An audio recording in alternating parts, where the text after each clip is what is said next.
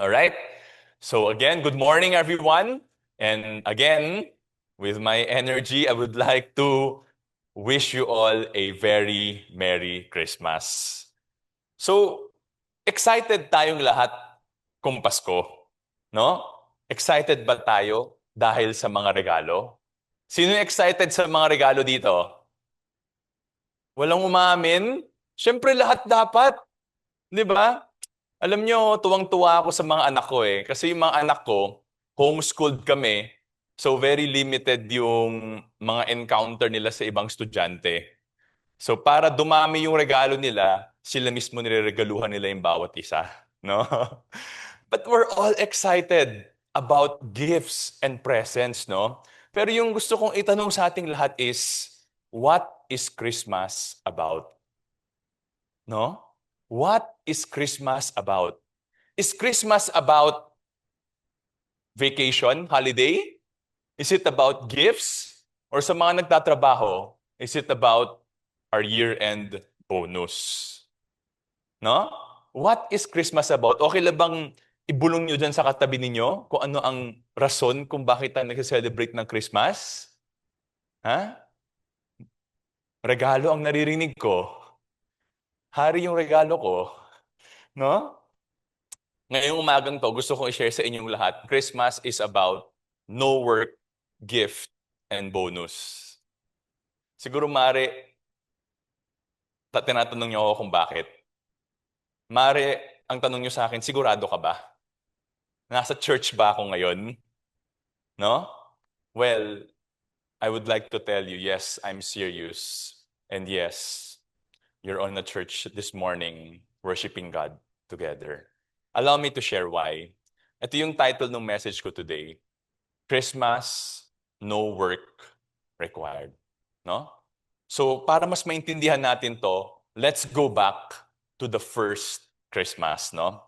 Dito sa Luke chapter 2 verse 1 to 3, 'di ba? Anong nangyari dito? Si Caesar Augustus, anong ginawa niya?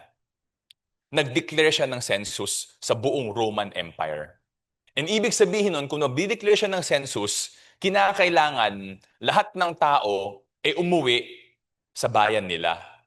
So kahit nasa malayong lugar ka, you are required to go back to your hometown to register. So anong nangyari? Di ba? Anong sabi dito? Joseph also went up from Galilee, from the city of Nazareth to Judea, to the city of David, which is called Bethlehem, because he was of the house and family of David, in order to register along with Mary, who was engaged to him and was with child. No? So, dalawang bagay yung gusto kong i-highlight dito. Yung Bethlehem, tsaka yung engage, no? Unahin natin yung Bethlehem. Bakit? Kasi sa Micah chapter 5 verse 2, na-prophesy dito na yung darating na tagapagligtas natin ay ipapanganak sa Bethlehem. At yung description nung Messiah is that his goings forth are from long ago, from the days of eternity. So ano sinasabi dito? Yung tagapagligtas natin, bababa siya sa mundong ito, ipapanganak siya sa Bethlehem, pero he already existed long time ago. Before this world was created, in all of eternity, he already existed. And later on, we'll go back to this prophecy. All right? So anong gusto kong sabihin sa ating lahat dito? Yung census na ginawa ni Caesar, di ba?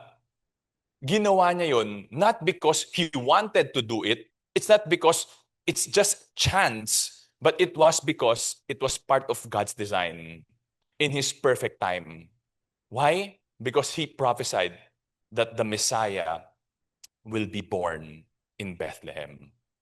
You see? So nung makita natin dito, even people, even leaders who do not believe in God, God can use to accomplish His will and His purpose. So bakit perfect time? Perfect time, number one, nung time na to, nung first century, it was the time where all the prophecies about the coming Messiah was happening already. Bakit perfect time? Nung time na yon, the Roman Empire was very vast. at yung rule ng Roman Empire is there was peace in its entire kingdom. Kaya anong ginawa niya? Gumawa sila ng road networks that connects different nations.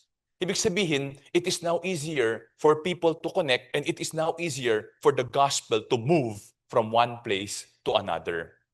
And most importantly, because the Roman Empire was ruling the world, there was one common language, which was Greek. You see? So nakahanda na lahat para sa pagdating ng Messiah. Now, what about yung engage, no? Sabi sa Matthew 1 verse 18, 'di ba? Anong sinabi dito? Na bago pinanganak si Jesus, 'di ba? Sino yung magulang niya? Si Mary at si Joseph, they were betrothed or engaged na sila nung time na yon. Before they came together, anong nangyari dito? Anong sabi dito? She was found to be with child by the Holy Spirit. 'Di ba? So bago pa sila magtalik, buntis na siya. You see? So, anong nangyari dito? Bago kasi to, nagpakita ang isang anghel kay Mary. At sinabi niya kay Mary na ikaw ay magdadala ng isang bata. 'Di ba? Sinabi niya, ito yung sagot ni Mary nung sinabi sa kanya ng angel. Ang sagot niya, how can this be since I am a virgin? Yan ang tanong niya. So anong sabi sa kanya ng Holy Spirit? 'Di ba? Sabi sa kanya ng angel, the Holy Spirit will come upon you and the power of the Most High will overshadow you.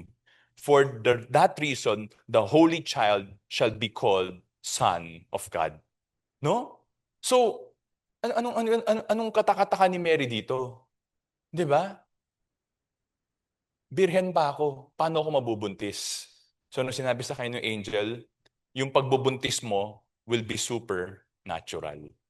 You see, anong gusto ko i-share sa ating lahat dito? To remove any confusion about who the Messiah is, God made His conception humanly impossible. One of one in all of human history. So from history past to the time of Jesus to our present time, there is no one in this world that will be born the way Jesus was born. Maaari sabihin natin, what about modern technology? Okay, di ba? Possible naman na virgin pa siya pero mabubuntis siya because of technology. Yes, that is correct. But I tell you something, di ba? The virgin birth, yung context nun is that when you look at the prophecies, di ba? Anong sinabi doon? The Messiah will be born from the seed of a woman. Eh kung babasahin natin throughout the Old Testament, when it refers to seed, it refers to the seed of the man, not the woman. So anong point dito? Bakit unique si Jesus? It's not because there was no intercourse, but it was because there is no combination of the sperm and the egg. Jesus was born purely from Mary alone. You see? And how can that be? It is scientifically impossible. It is impossible in the world standard. But God made it possible so that we will not make a mistake kung sino yung Messiah. Nag-iisa lang in all of history. So kahit may isang tao na ma-fulfill niya iba-ibang prophecies, no one can fulfill this prophecy because this prophecy only happened in the life of Jesus. No? So ano ba yung title ng message natin today? Christmas, no work required. Okay lang ba? Pakisabi sa katabi nyo, Christmas, no work required. No? So ano yung 3 points natin? Ano sinare ko kanina? Christmas is about no work, gift, and bonus. Bakit no work? Because salvation is not earned. Bakit gift? Because salvation is freely given. And bakit bonus? Because yung salvation natin will lead to a blessed life. No? Let's start with our first point, no? No work. Tuloy natin. Sa verse 6, sinabi dito, while they were there, the days were completed for her to give birth, and she gave birth to her firstborn son, and she wrapped him in clothes and laid him in a manger because there was no room for them in the inn. So anong gusto ko share sa atin dito? 'Di ba? Pinanganak si Jesus not in a hotel, not in a house, but in a manger. Think about it. Di ba? The King of Kings and the Lord of Lords, the highest of the high, you see, he was born in a manger. Bakit? Dahil sa birth pa lang niya, pinapakita na niya yung purpose niya. And that is to humble himself for you and for me. He did not claim his rights, but he forgo of his rights because he has a mission. He has a purpose nung pumunta siya sa mundo natin.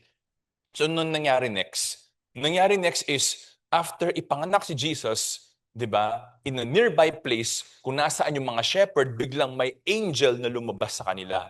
At takot na takot yung mga shepherd. Pero nung sinabi ng angel sa kanila, do not be afraid. For behold, I bring you good news of great joy, which will be for all the people. Natakot sila nung nakita nila yung angel. Pero nung sinabi ng angel sa kanila, huwag kayong matakot. Dahil good news ang dala ko. At yung good news na yon is that lahat tayo maaaring magkaroon ng pag-asa. We can have hope. All of us. Bakit? Dahil yung pag-asang yun ay pinanganak yung tagapagligtas natin. Lahat tayo may pagkakataon, may pag-asa na maligtas. Siguro yung tanong natin sa sarili natin ngayong umaga, bakit kinakailangan kong maligtas? 'Di ba? Mabait naman ako. 'Di ba? Sa anak ko, sasabihin ng isang anak ko, mas mabait naman ako kumpara sa kapatid ko. 'Di ba? Bakit? Ito kasi yung problema natin. I am okay compared to blank. You see? Madalas kung meron tayong ginawang mali, ito yung justification natin sa sarili natin Okay naman ako compared sa kanya. 'Di ba? Sumigaw lang ako ngayon, pero siya, nanakit siya gamit kamay. You see? So ito yung problem natin. To justify, to make ourselves feel better, we look for other people who is much worse than us. But you know what? Anong kulay niyan? Nasa gitna yung bilog. Puti. 'Di ba? But you know what? It is not white. It is actually gray. You see? Pero kasi ganyan tayo 'di ba? To make ourselves look good, nice, and perfect, we try to compare ourselves with people much worse than us. But that is wrong. Because someday, kung huhusgahan tayo ng Panginoon, hindi niya tayo huhusgahan base sa standard ng mundong ito. Pero huhusgahan niya tayo base sa standard niya. At ang standard ng Panginoon is perfection. So when we compare ourselves with the standard of God, di ba? Anong sabi sa Romans 3:23? For all have sinned and fall short of the glory of God. Dahil sa kasalanan natin, di ba, hindi natin na-meet yung standard ni God. Dito sa picture na to, nakikita niyo yung bilog. Sino nakakita ng bilog? Hindi niyo nakikita, pero may bilog yan, promise. Promise talaga. Hindi niyo makikita, alam niyo bakit? Because yung color white is the same as the background. Ibig sabihin, ganito yung standard ng Panginoon. This is my standard, and for you to pass my standard, you need to be perfectly pure. But none of us is perfectly pure because all of us have sinned. You see? So anong gusto kong i-share sa ating lahat? This one. Now, may nakita na ba kayong bilog? Wala pa rin. Pero meron na yan. No? Pakita ko sa inyo. Ito, meron na. Ayan, lumabas na. Okay? So yung kaninang bilog, it's a lighter white, but it's already there. Pero anong point ko dito? Whether it's a light gray, dark gray, or black, you know what? Whether it's small sin, medium sin, big sin, meron bang ganun? Parang nag-order ng meal, no? Small, medium, or large. Meron bang ganun? Di ba? I want to tell you something. Whether it's small, medium, or big, kung meron such a thing, I just want to tell you, sin is sin. Di ba? Kaya sabi sa James chapter 2 verse 10, "For whoever keeps the whole law and yet stumbles in one point, he has become guilty of all." You see? So anong ibig sabihin nito? Ito yung ibig sabihin nito. It is not about how many sins you have committed. It is about the sin that you have committed. Because one sin alone disqualifies us from heaven. Kasi yun yung standard na sinet ni God. All those who can go to heaven are those who are perfect. No imperfect people can go to heaven. No sinner can go to heaven. Di ba?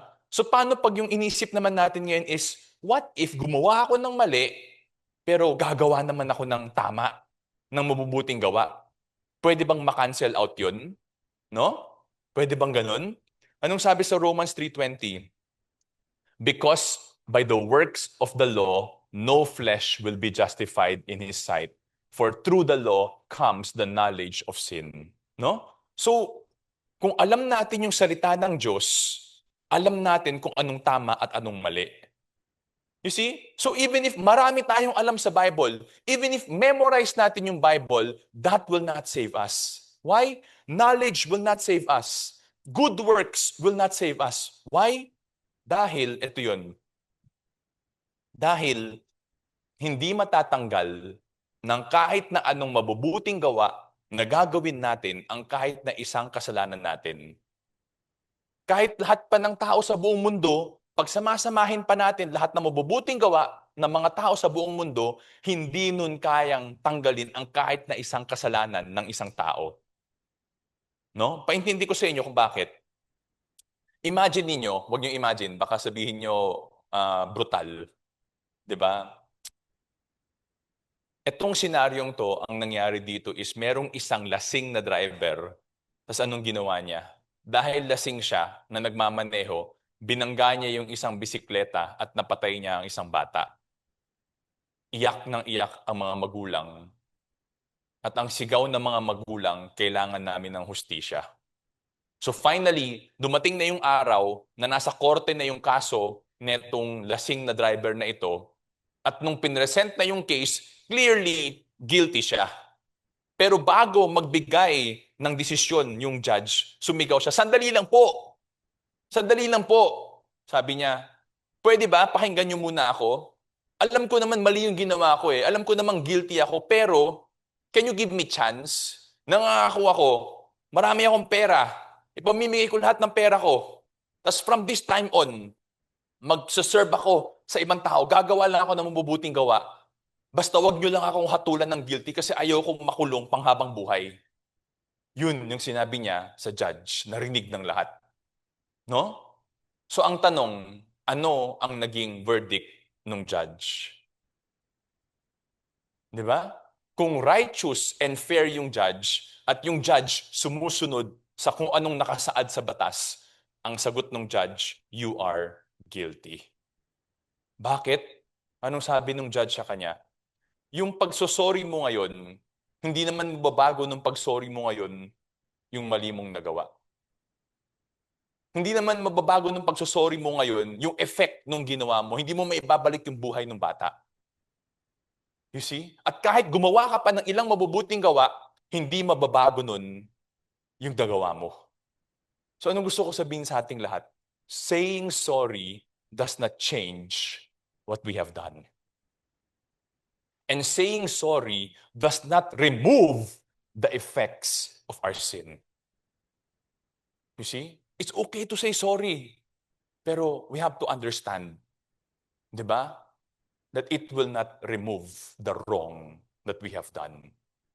At sabi sa Romans 6:23, "For the wages of sin is death." Yung effect, yung result nung sin natin is death. Di ba? Ang salitang wage dito is bayad eh. Di ba? So lagi ko sinasabi, di ba? Sa lahat na nagtatrabaho, ito yung karapatan natin. Dahil nagtrabaho tayo ng 12 months ngayong taon na to, deserve natin ang 13th month pay natin, yung bonus natin. Di ba? Kung may 14th month, 15th month, o yun na talaga. Deserve natin yun. Yung sahod natin, deserve natin yun. Kaya pag sasabihin sa atin ng kumpanya natin, pasensya na kayo ha, lugi tayo ngayong taon, so hindi kami makapag-release ng 13th month pay ninyo. Alam nyo, hindi pwede yun. That is against the law. Bakit? Rightfully, we need to be paid what's due us. Karapatan natin yun. At yun ang sinasabi dito. Karapatan natin dahil nagkasalanan tayo ay mahatulan ng kamatayan. The death na tinutukoy dito is not physical death, but spiritual death. Ibig sabihin ng spiritual death is balang araw mapupunta tayo sa impyerno. Alam kong wala sa ating gusto makarinig ng impyerno ngayong Pasko, pero yun ang realidad. Sabi sa Revelations 14, di ba? He will be tormented with fire and brimstone, and the smoke of their torment goes up forever and ever, and they have no rest day and night. Sa mundong ito, kung meron tayong sakit, whether physical or emotional or mental, yung illness natin, you know what? Pag tapos na ang oras natin sa mundong ito, tapos na yung pain. O kahit yung mga napapanood natin sa movie na nangyayari naman sa totoong buhay, yung mga tinotorture, di ba? Kahit gaano kasakit yun, pag tumigil na ang puso natin, tapos na yung pain natin. But in hell, their torment goes forever and ever, and they have no rest. Yan ang consequence ng sin. Kaya maaaring papasok sa isip natin is itong tanong na to, marami nagtatanong nito eh. If God is love, why is there hell? Yan ang katanungan ng mga kabataan eh. Bakit? Kung tunay na pagmahal ang Diyos, bakit may impyerno? Alam niyo kung bakit? Kasi sabi sa Isaiah chapter 6 verse 3 at kinanta natin to kanina, di ba? And one called out to another and said, Holy, holy, holy is the Lord of hosts. The whole earth is full of His glory. You see? Bakit may hell? Because God is holy. God is righteous. God is perfect. God is just. You see? Pag walang consequence ang sin, God is unjust. God is unfair. Parang yung drunk driver na nakabangga at nakapatay ng bata, kahit obvious na guilty, ang sasabihin ng judge, not guilty. It is, yung judge na yun is an unrighteous judge. Kaya ang Panginoon, kung hindi ng Panginoon huhusgahan o paparusahan ang kasalanan, He is unrighteous, He is unjust. Therefore, He is not perfect, He is not good, then He is not God. You see? Kaya anong gusto kong sabihin sa ating lahat? God is loving, yet He is also holy. Diba? At ano pa? Diba? Yung pagmamahal ng Panginoon, it does not cancel His holiness. And His holiness does not diminish His love. You see? Nature ni God yan. Loving and holy. Diba? They don't cancel each other. They don't diminish each other. So malamang ang tanong natin, paano ngayon yun? How can God express His love and God will express His judgment also? Now you know the reason why Christmas is so important. Because of Christmas, God's love sent a Savior. God's holiness required one. Dahil mahal tayo ng Panginoon, gusto tayong iligtas ng Panginoon. Dahil holy si God, kinakailangan may sasalo ng kaparusahan ng kasalanan natin. That is why Christmas is necessary. You see? Kaya kung babalikan natin anong sinabi ng angel dun sa mga shepherd, I bring you good news of great joy, which will be for you and all the people. For today in the city of David, there has been born for you a Savior who is Christ the Lord. You see? Kaya anong gusto ko sabihin as we close yung first point natin, if good deeds could remove even one sin, Christmas would not have been necessary.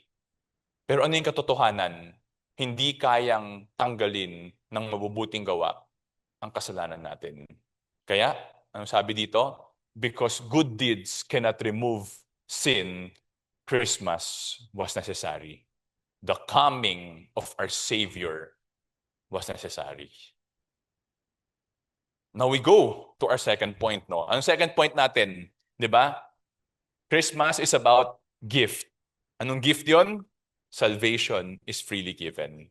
Sabi sa Luke chapter 2, verse 12, di ba? Sabi dito, "This will be a sign for you and you will find a baby wrapped in clothes and lying in a manger." No? So ang unang tanong natin ngayon is, ano ba yung role nung Savior natin? Bakit kinakailangan bumaba yung Savior natin or bakit kailangan natin ng Savior? Sabi sa Hebrews 9:22, 'di ba? All things are cleansed with blood, and without shedding of blood, there is no forgiveness. You see? So kinakailangan kasi ano ba yung wages of sin? Ang kaparusahan ng kasalanan ay kamatayan. 'Di ba? Kaya kinakailangan may sasalunon. 'Di ba? And without shedding of blood, there is no forgiveness of sin. Ibig sabihin, kung walang forgiveness ang sin, we will remain spiritually dead, which means balang araw, impyerno ang punta nating lahat. You see? And yung pagsished ng blood, it is not just any other blood. The sacrifice needs to be perfect. Bakit? Sabi sa Exodus chapter 12 verse 5, this is the first Passover. Ito yung time na nirescue ni God yung Israelites sa Egyptians. You see? So anong nangyari dito? Di ba sinabi ng Panginoon, ito na yung last plague, the 10th plague. Anong gagawin niya? Lahat ng bahay sa buong Egypt, mamamatay yung firstborn son. Di ba? Pero sinabi niya sa mga Israelites, itong gagawin ninyo, papatay kayo ng lamb. It should be unblemished, perfect. Ibig sabihin, a male, di ba? Male, a year old, and you will take it from the sheep or from the goat. Ito yung instruction sa kanila. You need to sacrifice a perfect lamb. You see? At anong gagawin mo doon? Sa pinto ng bahay ninyo, yung dugo ng lamb na yon, ipipintura niya yung pinto, yung dugo niya doon sa pinto ninyo, sa doorpost, tsaka sa lintel. Ipipintura niya doon. Tapos anong sinabi ng Panginoon? Para yung angel of death, kung dumaan sa buong Egypt at nakita niyang may dugo dun sa may pinto ninyo, he will pass over yung house na yon at walang mamamatay dun sa loob ng bahay na yon. And that's exactly what happened. Namatayan lahat ng Egyptians, pero sa mga Israelites, kahit isa, walang namatayan. Bakit? Dahil hindi sila nagkamali, dahil perfect sila, hindi. Dahil sa blood of the Lamb. You see? Pero yung practice na yon, it is just a foreshadowing of God's plan. Yung, alam niyo ba yung salita ng foreshadowing? It is a clue kung ano ang gagawin ng Panginoon sa future. Bakit foreshadowing lang? Kasi sinabi ng Panginoon din sa Hebrews chapter 10 verse 4, it is impossible for the blood of bulls and goats to take away sin. So yung practice nila ng Old Testament na nagsasacrifice sila, it is just a foreshadowing of what God will do so that our sins will be forgiven. Diba? Kaya nga nung first time nakita ni John the Baptist si Jesus, anong sinabi niya? Diba? Behold, the Lamb of God who takes away the sin of the world. Nung sinabi ni John the Baptist yun, the Lamb of God, it already gave a clue of what Jesus will do. That He will sacrifice His own life so that our sins will be removed. You see, the sacrifice, the required sacrifice is perfect. At alam natin, throughout the history of mankind, there is no one who lived a perfect life except for Jesus. You see? So alam na natin ngayon, yung role ni Jesus, ba't siya pumunta? Diba? So that He can remove or take away yung sins natin. Pero yung tanong, bakit kinakailangang ipanganak si Jesus? Hindi ba pwedeng bumaba na lang siya dito, sinabi niya, I forgive your sins? Pwede bang ganun? Diba? Bakit kinakailangan siyang ipanganak? Kasi sabi sa 1 Timothy 1:17, diba? Now to the King, eternal, immortal, invisible, the only God, be honor, glory forever and ever. Amen. Diba? So ano sinasabi dito ni Timothy? 'Di ba? God is eternal. Walang simula, walang end. God existed for all of eternity. 'Di ba? And because God existed for all of eternity, God cannot die. You see? At nung bumaba si Jesus sa mundong ito, nung naging tao siya, anong sinabi niya? I and the Father are one. Jesus claimed that He and the Father are one and the same. So nung sinabi ni Jesus to, He was claiming to be God. Kaya anong ginawa ng mga Israelites sa kanya ng mga Jews? The Jews picked up the stones again to stone Him. Papatayin siya, babatuhin siya. Blasphemy! Ano sabi nila? Tao ka lang and you're claiming to be God? Galit na galit sila sa kanya. But throughout the ministry of Jesus, yan ang consistent na claim niya. I and the Father are one. I am the coming Messiah. You see? Di ba? So ito yung gusto kong ipakita sa ating lahat para mas maintindihan natin to. Ito yung prophecy ni Isaiah about the coming Savior. Sabi sa Isaiah chapter 9 verse 6, For a child will be born to us, a son will be given to us, and his name will be called Wonderful Counselor, Mighty God, Eternal Father, Prince of Peace. Ito yung sinasabi ni Isaiah na Messiah natin. Isa-isahin natin. Number one, sinabi niya, a child will be born to us. Ibig sabihin, yung Savior natin, ipapanganak sa mundong ito. Ibig sabihin, yung Savior natin, tao. Bakit? Kasi lahat ng tao, pinapanganak. 'Di ba? Pero, yung katuloy kasi, dito na naguluhan siguro yung mga tao nung time na ito. His name will be called Wonderful Counselor. Si God lang tinatawag ng ganyan eh. Mighty God, Eternal Father, Prince of Peace. All these things are used to describe God as they worship God. So, na-confuse na siguro yung mga tao sa prophecy ni Isaiah. Tao? God? How can that be? So you see, throughout the Old Testament, makikita natin na yung prophesied Messiah is God-man. Bakit? He needs to be fully God so He can be perfect. Because yung required sacrifice is a perfect sacrifice. And He needs to be fully man so He could die for our sins. Because God is eternal and God cannot die. You see? Kaya napakaganda nung John chapter 1 eh. Sabi dito, in the beginning was the Word, and the Word was with God, and the Word was God. He was in the beginning with God. All things came into being through Him, and apart from Him, nothing came into being that has come into being, and the Word became flesh. So pag iintindihin natin to, very clear, di ba, that yung salitang Word na ito, this refers to Jesus.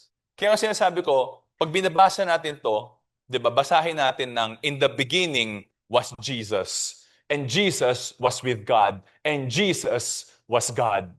Jesus was in the beginning with God. All things came into being through Jesus, and apart from Jesus, nothing came into being that has come into being, and Jesus became flesh. You see? So at the start of the Gospel of John, he already made it clear that Jesus is God, but He chose to become man. No? So now, siguro we're talking about God, di ba? Siguro ang napaka-importanteng tanong na sasagutin nating lahat is, totoo bang may Diyos? Have you ever asked yourself this question? Totoo bang may Diyos? Di ba? Dahil kung hindi totoong may Diyos, isa lang gusto ko sabihin sa ating lahat. Di ba? Jesus is just a crazy man who died for nothing. Bakit? Ba't ba namatay si Jesus? Kasi alam ni Jesus na yung requirement ni God is a perfect sacrifice. Yun yung kabayaran ng kaparusahan ng kasalanan.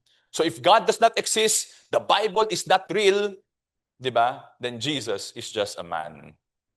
So the question is God real?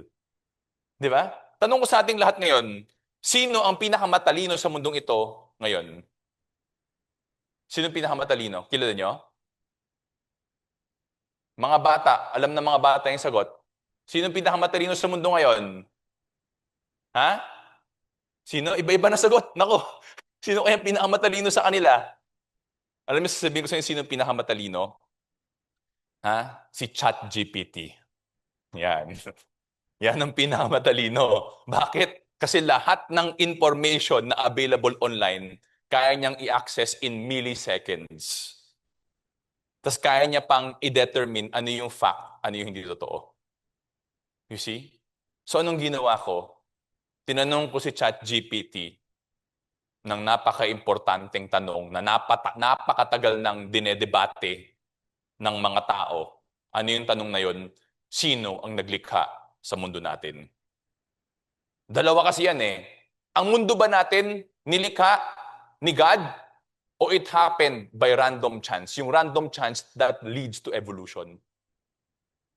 You see? So anong sagot ni ChatGPT? Sagot ni ChatGPT is, I cannot hold personal belief or pick side. Di ba? AI siya eh. Paano siya magkakaroon ng faith? Di naman siya tao. Di ba? Pero anong sinasabi niya? You are not asking for neutrality. Pinapapili mo ko. So sasagutin kita based on facts. Based on cosmology, physics, biology, morality, consciousness, and human meaning. I will answer you objectively. Anong sinagot niya dito? The idea of creator explain more things than chance does. Di ba? Bakit? How can something come out of nothing? Di ba? Sinong nag-set ng laws of physics, ng gravity, ng mass? Di ba? Sino nag-set ng mga yan? Di ba? What else? Di ba?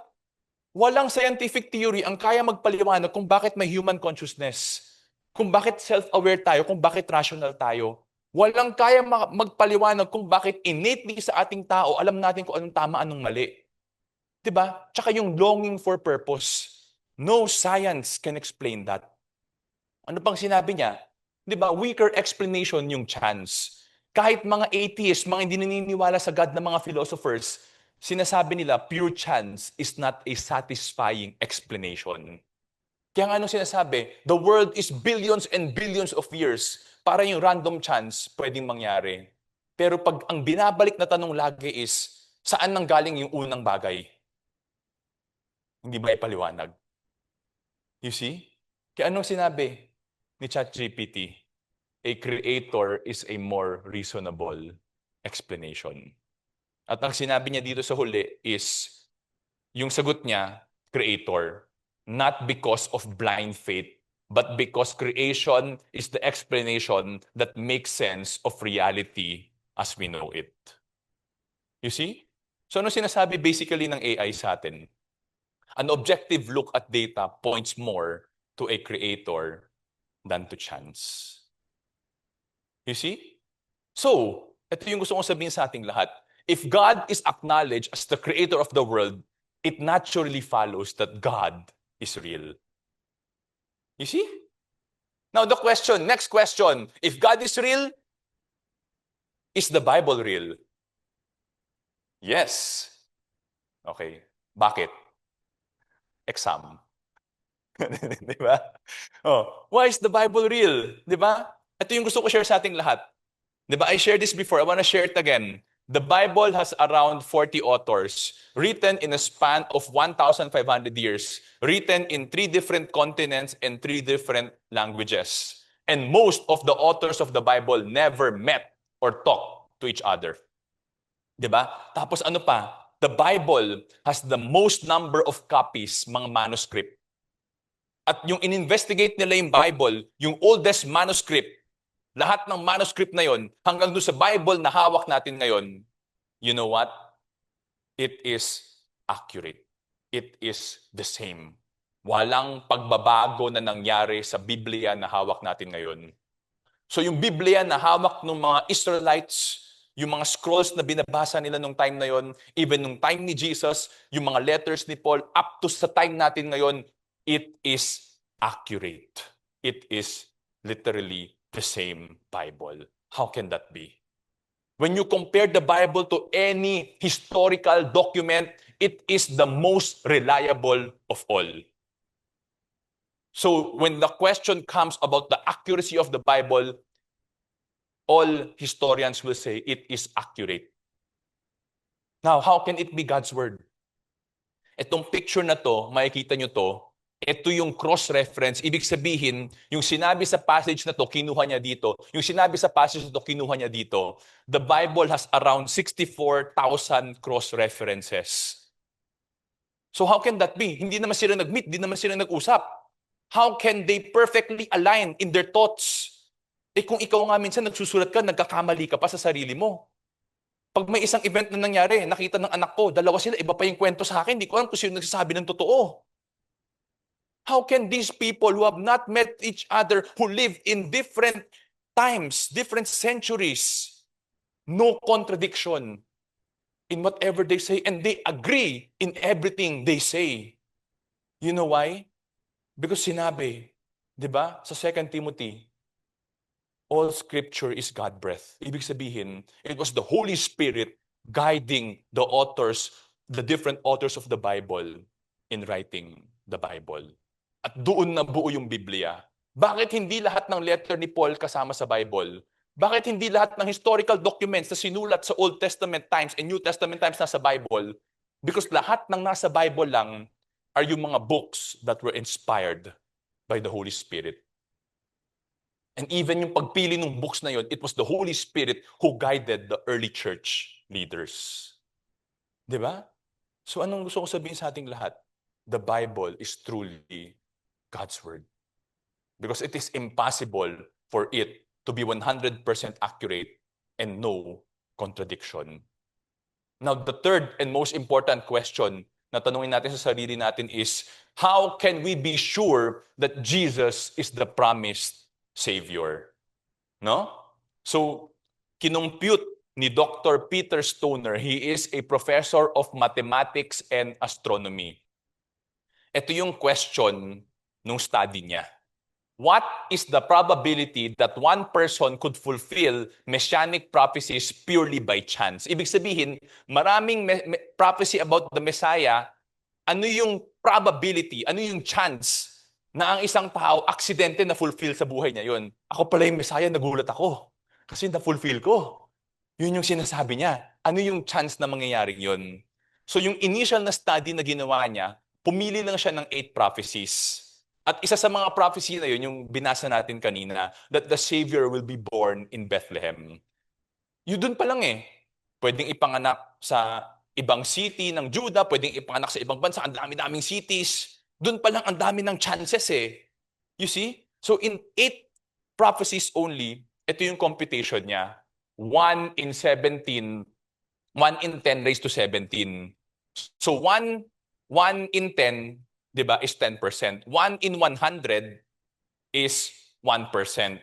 1 in 1,000 is 0.1%. You see? Hindi ko na alam kung ilang percent yan, ang daming zero. Alam nyo? Sino magaling sa math? Naintindihan nyo ba to? Hindi tayo magaling sa math, no? So, pare-pares tayo. Alam ko saan tayo magaling sa loto. Ay, joke lang. Hindi sa loto. No? Joke only, ah. Okay? So, ito yung Philippine Ultra Lotto. Ito yung, hindi ko alam. Ni-research ko lang. No? Pero ito yung pinakamalaking cash prize lagi. Kasi dito yung pinakamaliit na chance na mananalo ka.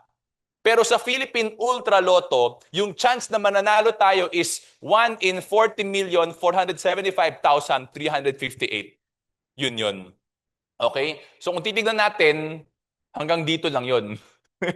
Marami pang ibang zero. O, para mas maintindihan natin, gaano kahirap mangyari yung 8 prophecies sa life ng isang tao compared sa manalo ng Ultra Lotto. Alam nyo, pinakompute ko sa AI, ang computation ng dalawang AI para sure yung computation. Ito yung computation nila. 2.47 billion times harder than winning Ultra Lotto. Yung mangyari, yung 8 prophecies sa buhay ng isang tao. Hindi pa rin natin maintindihan yun kung paano yun. Ganito, explain ko sa inyo. Pinakamadali na to. No? Sino dito nanalo ng Ultra Lotto? Wala pa, no? May nananalo ba ng Ultra Lotto madalas o bibihira? Bihira. Siyempre, paano kikita yung kumpanya? Paano kikita yung PCSO kung nananalo lagi? You see? Kaya nga, nilalaban eh, kasi maliit yung chance na manalo. Pero para mangyari yung 2.47 billion times, ganito yan, ako, mananalo ako ng loto, linggo-linggo. Every week, mananalo ako ng loto. Once a week, mananalo ako minsan for 47 million years. Yun yung chance na mangyari ito. Kulang pa yung buhay ko eh. Sipin nyo na lang, 47 million years. So ibig sabihin, kunyari may isang tao talaga mabubuhay siya ng 47 million years. 'Di ba? So every week nananalo siya minsan. So isang taon ilang beses siya mananalo? 52 times, 'di ba? 52 weeks in a year. So every year mananalo siya 52 times, 'di ba? Once a week. Pero nung ika 46 million year, may isang week di siya nanalo. Back to zero. Kailangan dire-diretso kasi. Yun yung sinasabi nito. Yun yung probability na yung 8 prophecy lang mangyari sa buhay ng isang tao by chance. Now, kinompute ni Peter Stoner 48 prophecies, naging 157. Paano na yan? Sobrang laki na. 'Di ba? Lalong imposible. And you know what? Jesus fulfilled over 300 prophecies. You see? Kaya gusto ko sabihin sa ating lahat, Jesus is the promised Savior not by chance, but by design, according to the sovereign plan of God. You see? Kaya yung verse na binasa natin kanina, di ba? For the wages of sin is death. I praise God that this is not the end of this verse. Kasi ano yung katuloy? But the free gift of God is eternal life in Christ Jesus our Lord. You see? The free gift of God is eternal life in Christ Jesus our Lord. Hindi death, hindi spiritual death. May pag-asa tayong magkaroon ng life, eternal life. Kung ang spiritual death, eternity in hell, ang eternal life, eternity in heaven. Yun yung diferensya nun. Diba? Kaya sabi sa Ephesians chapter 2 verse 8 to 9, for by grace you have been saved through faith, and that not of yourselves. It is the gift of God, not as a result of works, so that no one may boast.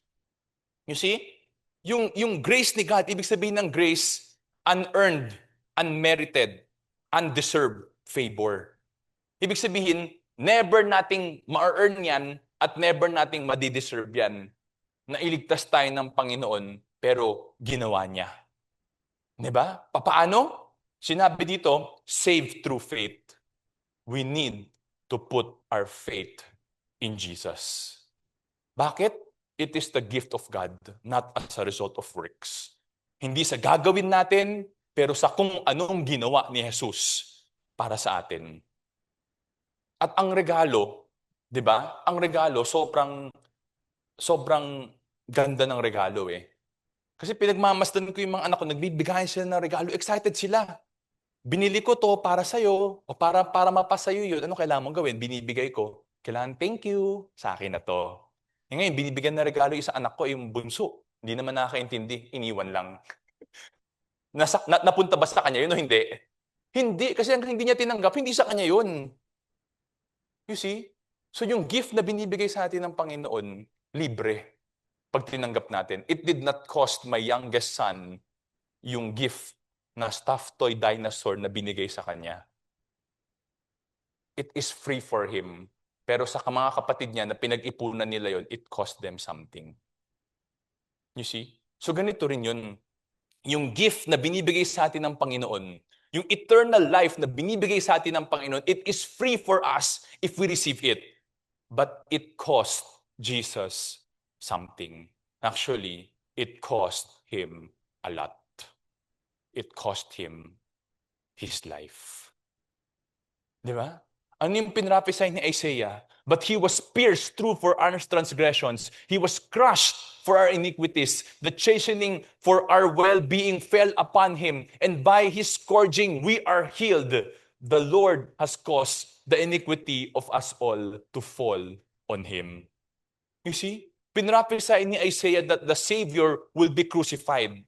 Nung time ni Isaiah, crucifixion was not yet invented. It was invented 200 to 300 years after by the Persians. It was perfected by the Romans 500 to 600 years after. You see?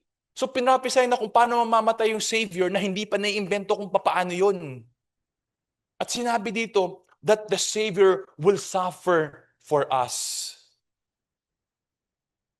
He will suffer for us. You see, hindi natin deserve yan. Think about it. Siguro yung pinaka-pure sa mundong ito ay yung sanggol na bagong panganak.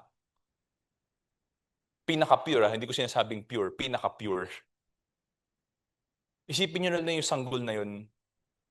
Tapos yung worst criminal sa mundong ito, mass murderer, pumatay ng 100,000 na tao. Deserve ba nung taong yun? Kung sasabihin, isacrifice mo tong newborn baby na to para mapatawad yung kasalanan nun. Deserve ba niya?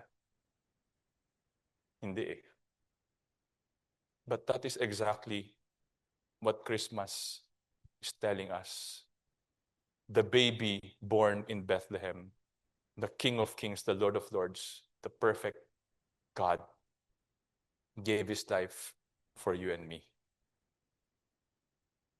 You see? Bakit niya kailangan mag-suffer? Sabi sa 2 Corinthians 5:21, He made Him who knew no sin to be sin on our behalf so that we might become the righteousness of God in Him. Ibig sabihin nito, balang araw, kung huhusgahan tayo ng Panginoon, kung meron tayong pananampalataya kay Jesus, ang makikita ng Panginoon yung righteousness ni Jesus, hindi yung sinfulness natin.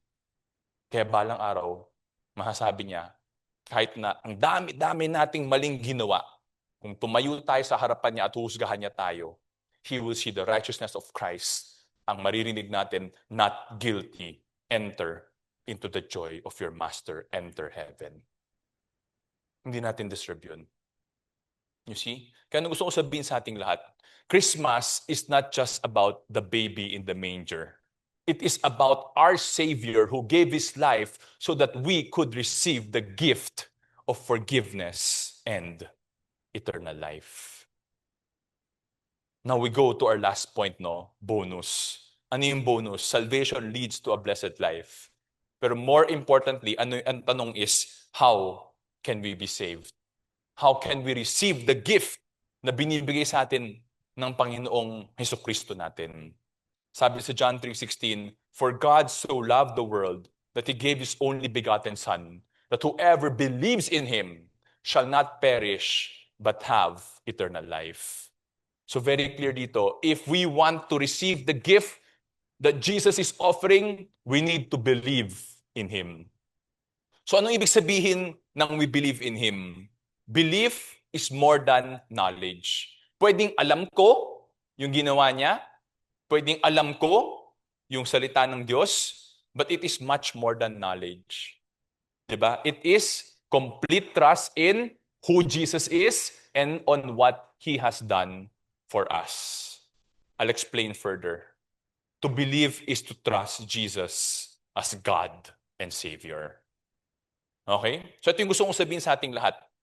If you just trust Jesus as your Savior and you don't trust Him as your God, then I tell you something. You believe in a false Jesus. Maraming tao sa mundong ito, maraming so-called religion sa mundong ito na sinasabi nila, Jesus is our Savior, but Jesus is just a man. We need to put our faith in Jesus, but He is not God. You know what? That is a false Jesus.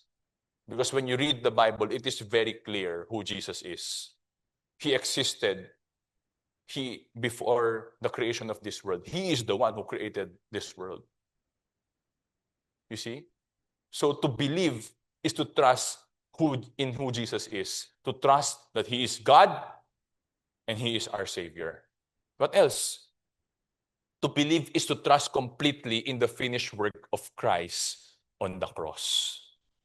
Ibig sabihin, di ba, to put our faith in what He has done. Hindi yung, ano yung kailangan kong gawin para masave ako? Hindi. Ginawa na ni Jesus yung kailangan na gawin para masave tayo. We just have to put our faith in Him. Kaya anong sabi dito? We always share this, Jesus plus nothing equals salvation. Wala tayong kailangan idagdag sa ginawa ni Jesus para sa atin Dahil perpekto na yon at kumpleto na yon. Alright? So ito yung gusto kong i-share sa ating lahat, yung bonus. Yung bonus is balang araw, pagpunta natin ng langit, anong sabi dito? The tabernacle of God is among men. Ibig sabihin, we will now see God face to face. Hindi na lang siya binabasa natin, hindi na lang siya nararamdaman natin when we pray, when He provides for us, when He does miracles in our lives. Hindi na lang ganun. We can now see Him face to face. Think about it. Sa mundong ito, sino yung pinaka-idol ninyo? Depende kung idol ninyo, mga politiko, meron ba? Wala. Okay. Kung idol nyo, kung artista ba yan, kung singer ba yan, kung basketball player ba yan, kung K-pop ba yan, di ba excited na excited kayo kung makikita nyo? Think about it. When we're in heaven, we will see the King of Kings, the Lord of Lords, the Creator of the heavens and the earth. Isipin nyo na lang kung anong excitement yun. Ako manginginig ako na hindi na makakagalaw. May excite ako ng sobra. Ang dami kong tanong. Di ba? Hindi na lang yung pagpipray ko, i-reveal niya, ito talaga. Sasabihin niya harap-harapan sa akin kung ano yung sagot sa mga katanungan ko. You see, and not only that, there will no longer be death. Wala na. There is no more mourning, crying. Wala nang pain, wala nang corruption. There's no more sin in heaven. Bakit? Anong sinabi niya? The first things have passed away. Behold, I am making all things new. He is making all things new. You see? Alam mo, when I talk about heaven, naalala ko lagi yung time na mag-a-abroad dapat kami ng mga anak ko. Di ba? Mag-a-abroad dapat kami ng mga anak ko, pero na-deny kami, hindi kami nakalipad. We had to stay. And because we had to stay, pupunta dapat kami ng theme park noon. Di ba? Sabi ko sa kanila, you know what? In heaven, there is something better than Disneyland. Kasi sinabi, kung ano yung may isip natin na pinakamaganda sa mundong ito, higit pa doon yung aabutin natin sa langit balang araw. You see? Kaya heaven is such a beautiful place. Kaya nung gusto ko sabihin sa ating lahat, yung gift of salvation natin is not only rescue from hell, but an invitation to a perfect place with God in heaven. You see? And not only that, anong sabi ni Jesus sa John chapter 10, verse 10? I came that they may have life and have it abundantly. You see? Yung life na gustong ibigay sa atin ng Panginoong Kristo, hindi lang yung perfect life in heaven, pero pati yung buhay natin sa mundong ito, He wants to bless our lives in this world. Kaya nung gusto ko sabihin sa ating lahat, when we live by faith and obedience, God works for our good and blesses every area of our lives according to His will. You see? Ano yung sinasabi ko dito? If we honor God by obeying Him, then He will bless us. Kasi kahit saan mong hanapin sa Bible, blessing comes after obedience. 'Di ba? Yung consequence naman if we don't obey. 'Di ba? Tsaka yung gusto kong i-highlight dito is according to His will. Kasi iba-iba yung will, iba-iba yung plano ng Panginoon sa bawat isa sa atin. So kung ipipilit natin yung pakiramdam natin na best para sa atin, kung hindi naman will ni God yun, I will tell you one thing, we will suffer. I can tell you of many stories, but I'll tell you one. Meron akong isang kakilala na yung pinagpe-pray niya, Lord, gusto kong yumaman. Di ba? Okay naman yung kinikita niya, pero yun yung sabi niya, Lord, gusto kong yumaman. Di ba? Malaki na income niya, lumalaki pa. Lord, gusto kong yumaman pa rin yung prayer niya. So finally, ano naman yung ginawa ng taong to? Nagnakaw yung taong to. At dahil nagnakaw siya, tumalon sobra yung wealth niya. And you know what happened? Nawala yung faith niya sa Panginoon. Nag-focus siya ngayon sa kung anong mabibili niya, anong may experience niya, anong may enjoy niya. So lumayo talaga siya sa Panginoon. You see? So yun yung best na pananaw niya sa sarili niya eh. Di ba? But anong cost? Nawala siya sa Panginoon. Pero dahil mahal siya ng Panginoon, alam mo anong inalaw ng Panginoon? Nawala lahat sa Kanya. Nawala lahat sa Kanya.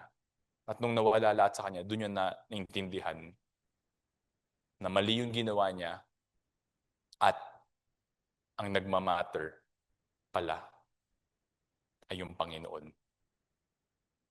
Dahil yung faith niya, maa-outlive yung life niya sa mundong ito. Kaya yung gusto kong sabihin sa ating lahat, hangarin talaga ng Panginoon yung best para sa ating lahat.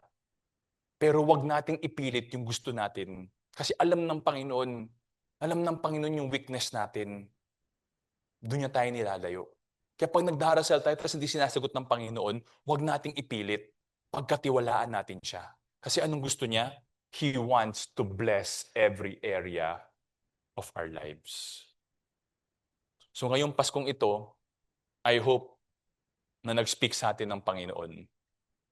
Na itong Paskong ito, naalala natin that Christmas is about no work, gift, and bonus, but in a different way. It's about no work because salvation is not earned. It's about gift because salvation is freely given. And it's about bonus because salvation leads to a blessed life. So ano ang mensahe ng Pasko? Ang mensahe ng Pasko ay Jesus was born to do the work we could never do so we could receive what we could never earn. This is the message of Christmas. Why the baby Jesus was born on the manger. So ngayong araw na to, ang gusto kong sabihin sa ating lahat, kung hindi mo pa tinatanggap yung regalo na ino-offer ng Panginoong Hesukristo, if you have not yet received the gift of forgiveness and eternal life that Jesus is offering, I pray that today you receive it. I pray that today you put your faith in Jesus as your Lord and as your Savior. So ngayong araw na to, I hope na na-bless tayong lahat sa mensahe ng Panginoon para sa ating lahat.